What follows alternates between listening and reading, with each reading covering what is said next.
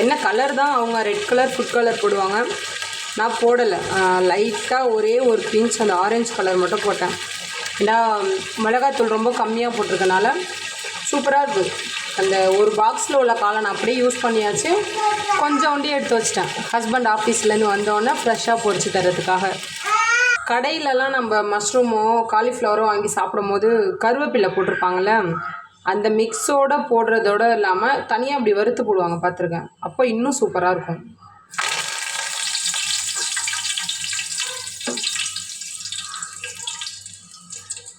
Okay, சூப்பராக பொரிச்சாச்சு. இங்கே பாருங்கள்,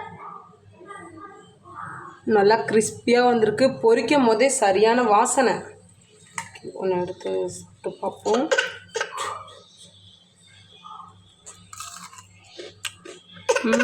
சூப்பர். நீ சாப்பிட்டியா சல்மான்?